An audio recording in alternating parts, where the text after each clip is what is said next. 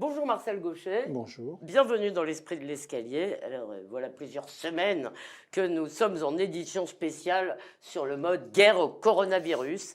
Nous vivons au rythme des points presse du ministère de la Santé et l'inquiétude est montée d'un cran depuis que l'Italie s'est révélée être un des principaux foyers de l'épidémie en Europe. Hier, elle a fermé ses établissements scolaires tandis que notre gouvernement nous annonce que nous passerons peut-être bientôt, on ne sait pas quand, en phase 3.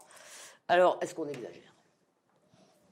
Je n'ai aucun moyen de me prononcer scientifiquement sur l'étendue de la menace, mais ce qui est clair, c'est qu'on est dans un mécanisme infernal où les gouvernements oscillent entre la volonté de rassurer et la volonté de se mettre à l'abri du reproche de ne pas avoir été suffisamment ferme et efficace devant le danger, en créant dans l'esprit des populations une inquiétude et une espèce de folie même, quelquefois, faute de savoir où on est. Est-ce que c'est grave? Est-ce que c'est pas grave? Est-ce qu'on est vraiment menacé? Est-ce qu'on ne l'est pas? Est-ce que c'est la fin du monde? Chez certains, on y est, ça y est, l'extinction, la voilà. Oui, depuis le temps qu'on nous la promet. Et on voit bien l'impossibilité où, en fait, dans ces sociétés hautement rationnelles à hauts moyens technologiques, nous sommes d'opérer une sorte de mise au point claire sur l'état d'une situation. En fait, plus on est rationnel, plus on déchaîne l'irrationalité. Mais alors, ce qui est tout de même étonnant, c'est que nous, effectivement, en France, nous avons voté.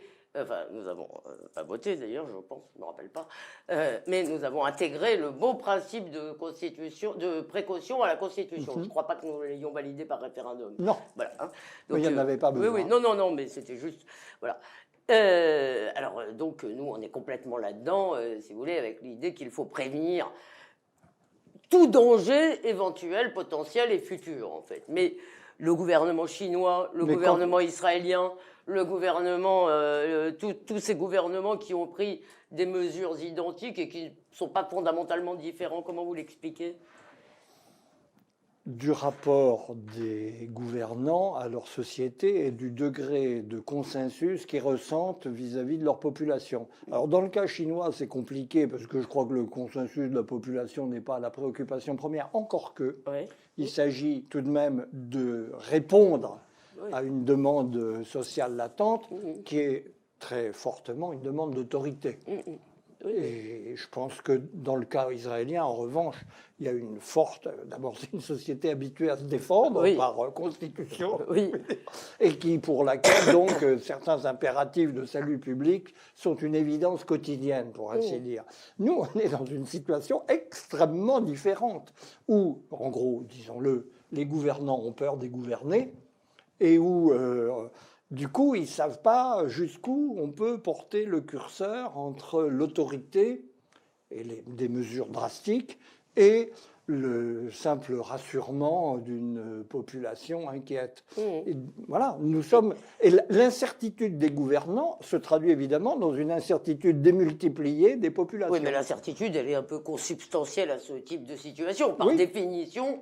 C'est une épidémie mal cernée. Si c'était la peste noire, on saurait à quoi s'en tenir. Oui, mais c'est pas le cas. Oui, mais alors justement, ce qui est intéressant, c'est en fait, normalement, on nous dit la vie humaine n'a pas de prix. En réalité, elle en a toujours un, parce que par exemple, on pourrait tout à fait arriver à 0 mort sur les routes en interdisant les voitures. Vous êtes d'accord? Donc, il se trouve qu'on trouve que ces 3000 morts, ce serait trop cher les payer. On est d'accord? Absolument. D'accord. Et donc là, en fait, tous les jours, il y a des arbitrages de ce type qui se font. Est-ce qu'on interdit ceci? Est-ce qu'on ferme cela? Les conséquences économiques commencent d'ailleurs à être assez lourdes.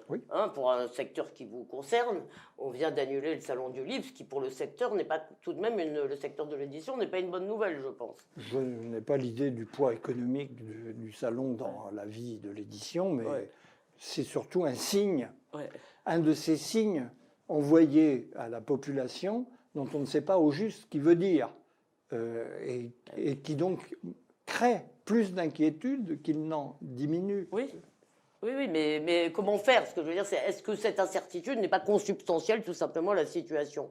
Après tout, le gouvernement ne va pas nous dire je maîtrise tout s'il ne maîtrise pas. Non, bien entendu. Non, mais là, moi, je n'ai aucun conseil et aucune politique à préconiser. Ouais. Je ne sais pas ce qu'il faut faire, tout simplement. Je suis dans la même incertitude que tout le monde. Mais ce que j'observe, c'est les effets de panique que crée ce flottement. Voilà, oui, non, mais ça vous avez raison. Alors, tout de même, est-ce que pour vous, c'est l'occasion peut-être de rediscuter de la mondialisation? Parce que malgré tout, on a commencé, le mot de frontière a été prononcé à plusieurs reprises. Certains pays ont même entrefermé, si on peut dire, leurs frontières aériennes. Bon, alors évidemment, ça n'a pas plu du tout chez nous, mais malgré tout, la dépendance par rapport à la Chine aussi commence à être vraiment criante. Est-ce que c'est pas, dans le fond, la bonne occasion? C'est une des occasions. Le vrai sujet de ce point de vue, c'est moins le contrôle des flux de population, qui est quelque chose de difficile à gérer dans tous les cas, puisque on peut fermer une frontière, une autre existe à côté. Pourquoi la frontière aérienne, pas la frontière maritime, pas les frontières terrestres? Bon, on est dans quelque chose de très compliqué à faire. Mais ce n'est pas tellement le problème des frontières au sens technique du mot. C'est le problème de l'illusion dans laquelle on nous a entretenus, selon laquelle, finalement, on allait avoir une situation où toutes les choses se déroulaient de façon homogène et normale, et où donc on pouvait aller tranquillement remettre la production des principes actifs de nos principaux antibiotiques aux Chinois, parce que pourquoi s'embêter à des fabrications polluantes, alors qu'on peut laisser ça à ces sympathiques Asiates qui, pendant ce temps-là, nous permettent d'avoir des sociétés vertes et vertueuses. Bien sûr. Bon, c'est la question, c'est moins la question des frontières que la question de la capacité d'autodéfinition des besoins d'une société qu'on appelle en général souveraineté. Souveraineté, en l'occurrence sanitaire. La sécurité collective suppose d'avoir les moyens, pas seulement de se défendre, mais aussi, par exemple, de produire des médicaments, pour se soigner. Et à côté de ça, ça vient télescoper bien d'autres mises en question du même genre. Souveraineté numérique, en fait, on ne parle que de ça. Quand on parle des GAFA, quand on parle des règlements sur la propriété des données, de quoi on parle sinon de ça? Et de la même façon, souveraineté alimentaire, parce que je pense que c'est aujourd'hui une des grandes questions posées aux Européens qui ont choisi de sacrifier complètement leur capacité de nourrir leur population dans l'idée que le libre-échange mondial ferait beaucoup mieux l'affaire. Oui, et que nous, on ferait des draps pendant que le tiers-monde ferait du vin, à peu près. Oui, vous avez raison, mais alors justement... Donc oui, on est, de toute façon, c'est une goutte d'eau dans un torrent, je dirais, de remise en question de ce qu'a été l'illusion de la mondialisation néolibérale. Oui, qui est un peu d'ailleurs, il me semble que c'est Trotsky qui disait que la croissance des forces productives était illimitée. Hein. Si vous voulez, c'est une espèce de poursuite d'un fantasme industrialiste des socialistes. Oui, aussi, la chose du monde la mieux partagée dans le monde où nous sommes. Mais qui touche là, visiblement, à une limite. Alors c'est intéressant de voir l'un après l'autre tomber les dominos de cette croyance. Oui, alors justement, parce que vous dites les frontières, c'est pas le sujet en même temps. C'est une partie du sujet, mais il faut surtout... Bien sûr, vous avez raison. Non, mais par exemple, là, en matière de virus, on nous dit le virus voyage avec les personnes. Si vous réduisez le nombre de voyages des personnes, vous réduisez le risque de passage du virus. Tout à fait. Or, pourquoi je vous dis ça? Parce que là, on nous a répondu avec de l'idéologie, c'est-à-dire... Je ne sais pas si c'était la solution, je n'en ai pas la moindre idée, mais ça a été balayé immédiatement l'idée qu'on pourrait empêcher effectivement des gens d'accéder à notre pays. Donc, j'ai quand même le sentiment que cette remise en question dont vous parlez, elle est à chaque fois de très courte durée. Et que la prise de conscience, si vous voulez, elle dure ce qu'elle dure, mais que là, tout le monde attend que tout revienne à la situation antérieure en se disant dans 2 mois les Chinois vont recommencer à produire comme avant et on oubliera ce mauvais épisode. Ça laisse des traces. Oui, vous avez raison. Au plan superficiel, on cesse d'en parler. Et donc, ce dont on ne parle pas donne l'impression de ne pas compter. Mais il y a un mouvement souterrain qui, lui, se poursuit à bas bruit et dont on voit déjà qu'il a complètement changé la politique américaine. La vie politique de toutes nos sociétés. Alors avec ce décalage étonnant entre le niveau du discours officiel, quand je dis officiel, c'est pas le discours des gouvernements, oui. ce qui se dit oui. dans la de société, l'opinion éclairée, et ce qui travaille en profondeur les convictions des citoyens à la base. Qui pensent de plus en plus à distance de ce qu'on leur dit officiellement. Oui, alors là, on a de ces exemples. Il y a une remise en question généralisée du cadre qui ne trouve pas son langage parce qu'elle n'a pas d'expression dans la sphère publique. Et le problème, c'est que les gens si vous voulez, tous ces peuples, en gros, il y a dans les classes populaires notamment, on remet cette forme de mondialisation néolibérale en question, mais peut-être qu'on oublie aussi de dire à tous ces gens que le changement qu'ils appellent de leur vœu a un coût, par exemple celui qu'ils ne paieront plus leurs iPhones au prix du travail pratiqué en Chine.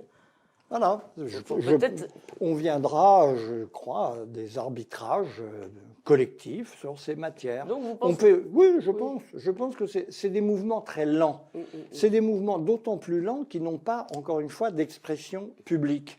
Mais c'est des mouvements très profonds et dont on sait qu'ils sont en fin de compte irrésistibles. Bon, bah écoutez, nous allons voir si cette tectonique des plaques idéologiques... Oui, c'est comme ça que c'est le bon mot pour désigner ce genre de mouvement. Fait son effet. Dernier mot sur le sujet, parce qu'en fait, on a parlé des gouvernants, effectivement, je ne suis pas sûr, si vous voulez, qu'on puisse leur reprocher énormément de fautes. Ils ne savent pas plus que nous. Mais en revanche, que peut-on dire quand même des médias, parce que là, quand je vous ai dit, on est en mode édition spéciale guerre au coronavirus, je pensais plutôt à nos chaînes info qu'à nos gouvernants, en fait. Oui. Alors, c'est d'ailleurs une confusion très significative. Oui, vous avez raison. Qui gouverne. Oui, absolument, vous avez tout à fait raison. Je pense qu'il faut se poser la question dans nos sociétés. Oui. Et mais c'est normal. On connaît la recette. Ça se résume en très peu de mots. Sensationnel, émotionnel. Voilà, il y a un événement planétaire qui remet... Et qui fait peur. Et qui fait peur. Parfait. Alors, évidemment, les mêmes gens payés pour faire peur ont du mal à rassurer. Il y a une contradiction dans les termes. Oui, parce que on va vous rassurer, c'est très grave. Ouais. Mais ce qui entretient les audiences, en réalité, entretient les bonnes audiences, en réalité, c'est la peur. Mais évidemment.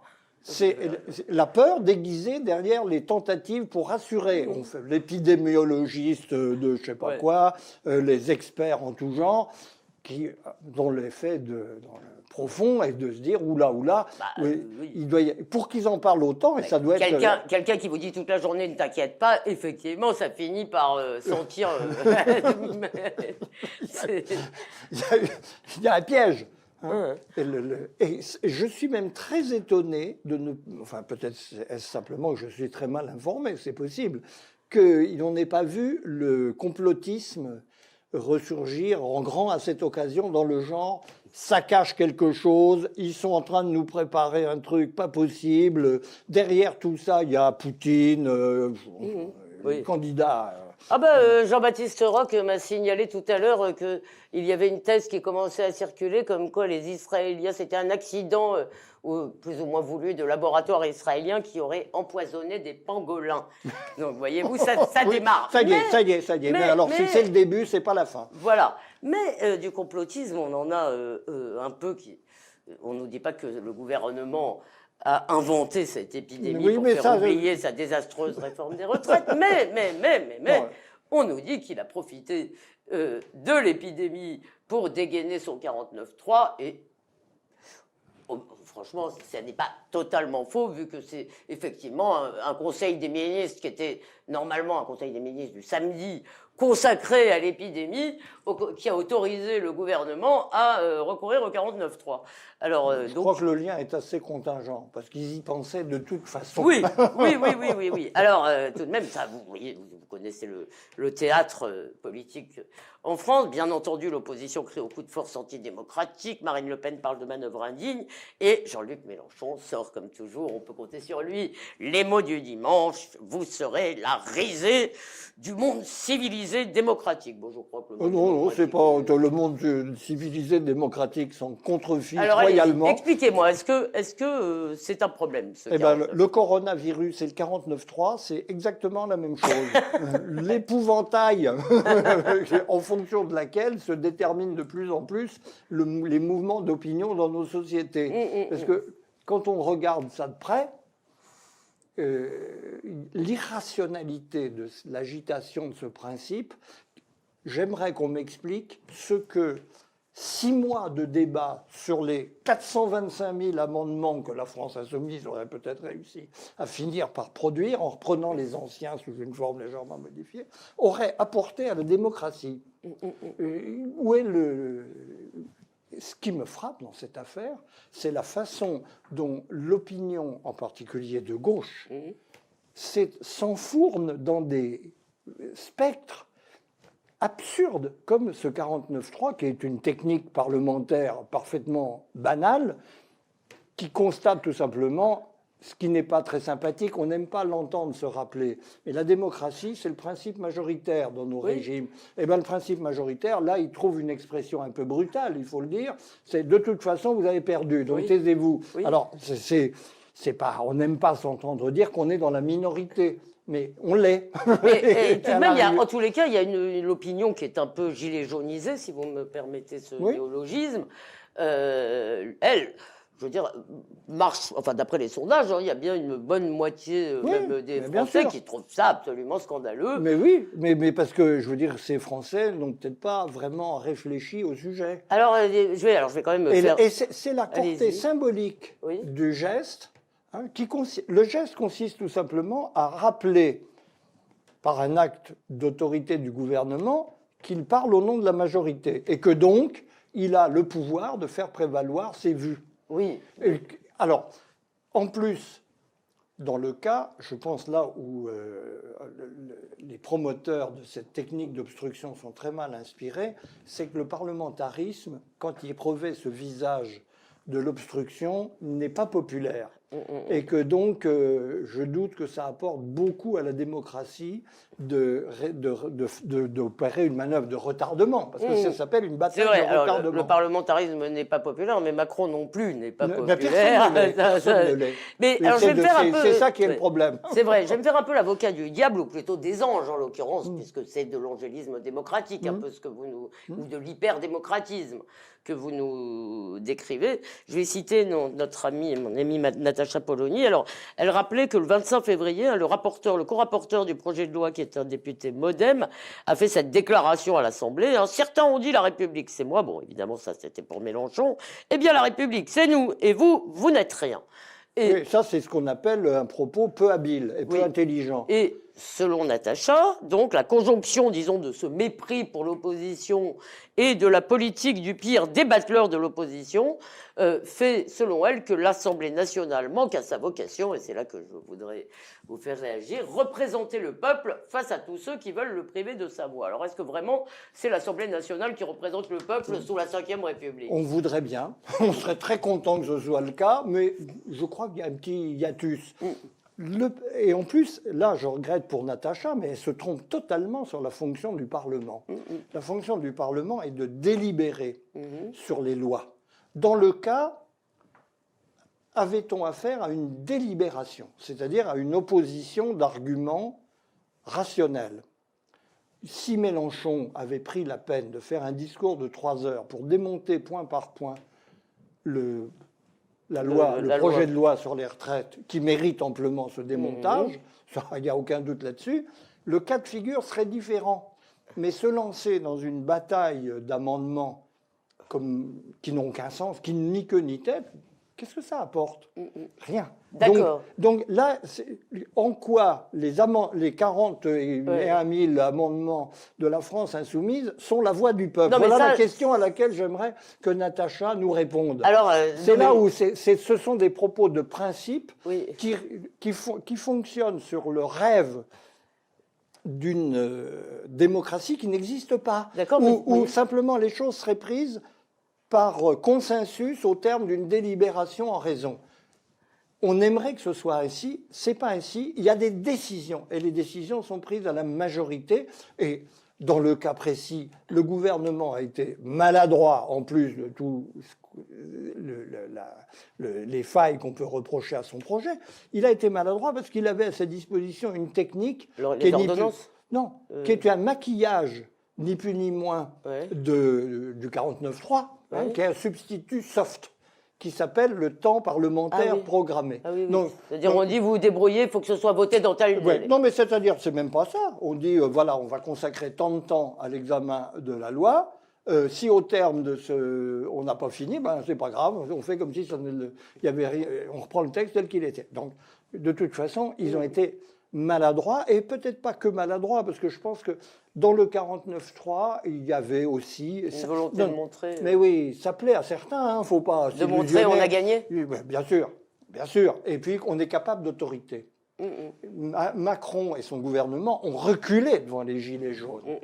Ils voulaient, je pense qu'un des aspects symboliques importants de ce débat sur les retraites était de marquer la capacité d'aller au bout de ces projets, nonobstant tous les obstacles qui ont été d'abord le mouvement social contre le projet, puis maintenant l'opposition parlementaire, et le 49.3 est fait pour plaire, on n'en parle pas assez à mon avis, à une grande partie de l'opinion, qui n'est pas la même que celle qui proteste contre le coup d'État, contre la démocratie, qui est un truc absurde. Oui, alors c'est absurde, mais néanmoins... Mais c'est absurde, mais significatif, comme souvent dans la vie de nos sociétés. Oui, mais surtout, je voudrais revenir un tout petit peu sur le Parlement, parce que je vois bien, effectivement, que notre Parlement est aujourd'hui incapable de représenter les conflits. Et je pense à l'Angleterre, où tout le monde disait ça ne marche pas, ça ne marche pas. En réalité, tout ce qui s'est passé pendant ce long et douloureux accouchement du Brexit, le Parlement anglais a malgré tout été le théâtre où se jouaient les conflits de la société. Alors pourquoi on n'y arrive pas? Est-ce que c'est parce que, dans le fond, il n'y a pas de coalition? Est-ce que... Il n'y a pas beaucoup de coalition dans le système anglais non plus. C'est au contraire un système implacable selon la loi majoritaire. Je pense oui, c'est notre Constitution. Alors, notre Constitution était faite contre le parlementarisme. On en paye le prix dans l'autre sens. Tout le monde en avait marre du parlementarisme en 1958. Donc il ne faut pas l'oublier. Et d'ailleurs, au passage, puisque vous parlez du Parlement britannique, contrairement à ce que tout on nous a raconté pendant des semaines, la manière dont le Parlement s'est opposé à ce que Johnson essayait de faire passer par des manœuvres plus ou moins dilatoires, pas toujours très claires, s'est totalement retourné contre les travaillistes et a joué en faveur de Johnson. C'est vrai. Attention, donc sur ce plan, ne fétichisons pas la vertu parlementaire. D'accord, mais en tous les cas, nous, si vous voulez, dans nos institutions, c'est-à-dire telles qu'elles fonctionnent, scrutin majoritaire, coïncidence des mandats... Et domination du principe présidentiel. Et domination du principe présidentiel, finalement, on en arrive à cette situation que vous avez déjà commentée, c'est-à-dire qu'on a un pouvoir exécutif qui dispose effectivement d'une écrasante majorité à l'Assemblée et qui peut mener des politiques, je reprends votre expression, anti-majoritaires, c'est-à-dire des politiques qui vont contre les aspirations d'une grande partie de la population qui n'a plus qu'à attendre en gros les prochaines élections, c'est ça? Oui, bien sûr. C'est pas un régime magique. Je pense qu'on a tordu le bâton dans l'autre sens. On a fait une constitution adapté aussi aux circonstances. 58, ne l'oublions pas, c'était pas tout à fait calme comme conjoncture. C'était pas la guerre au virus. Non. Effectivement. Et on a tordu le bâton dans l'autre sens pour vouloir redonner une sorte de primauté à l'exécutif, en plus incarné par un personnage écrasant comme le général de Gaulle. Et on voit aujourd'hui, un nombre respectable de décennies après, que ce système est déséquilibré au profit de l'exécutif, où en fait, dans ce système, tout repose sur la volonté de l'exécutif de se plier ou non aux vœux majoritaires de la population, au-delà du jeu des institutions, qui est le fruit d'une conjoncture particulière. Nous ne sommes plus en 2017, au moment de l'élection d'Emmanuel Macron. Et donc, en réalité, la majorité parlementaire En Marche ne représente plus du tout ce qu'est aujourd'hui l'opinion française. Donc voilà. Et ça, c'est le problème de la démocratie permanent. représentative. Ben oui, mais il est accentué par les défauts de notre Constitution. Et il faut certainement revenir à un autre jeu des institutions. Je pense en particulier, quel est le problème principal posé par cette réforme des retraites, qui est à l'initiative gouvernementale, donc un projet qui n'est pas, où le Parlement n'a pas eu son mot à dire, en fait, dans la préparation. Or, ce projet a été très mal préparé.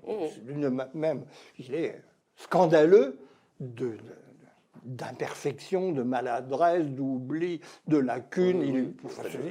Et puis de pagaille assez insensée, je dois dire. Bon, donc c'est ça. C'est-à-dire, notre système institutionnel ne pourrait fonctionner valablement que, et c'était la conviction des gens qui l'ont faite en 1958-62, c'est qu'on avait un État technocratique capable de faire des projets de loi ou de gérer le pays d'une manière impeccable. Et qu'au fond, le Parlement était là pour valider, aménager à la marge quand il y avait besoin, mais que le principal était dans la préparation gouvernementale des projets de loi. Oui, qui faisait émerger l'intérêt général. Voilà. Même. Donc là, donc, en principe, oui, si c'était le cas, on aurait de très bonnes institutions. Mais ce qu'on a observé comme phénomène de fond depuis maintenant les années 80, c'est l'affaiblissement mais intellectuel, profond, de nos appareils d'État. Ce qui fait qu'en réalité, et on le voit quasi constamment, ils ne sont pas capables de produire des projets de loi qui répondent, ne serait-ce qu'à une exigence de cohérence et de rationalité. Il y a une baisse de la compétence technique, en fait. Oui, il y a plus que technique. Technique et politique. Et vous avez vu qu'en plus, on veut supprimer le mot national maintenant de l'école qui formera nos hauts fonctionnaires.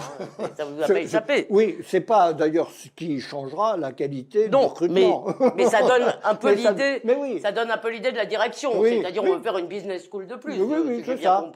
Déjà, on fait une business school, alors autant lui donner le nom de ce qu'elle est. Après tout, c'est honnête. C'est vrai, vous avez donc, juste pour faire du New Public Management, il n'y a pas besoin d'être national. C'est même international, disons-le. C'est vrai, vous avez raison. École internationale d'administration française. Très bien. Dernière question là-dessus. Ça aurait de la gueule.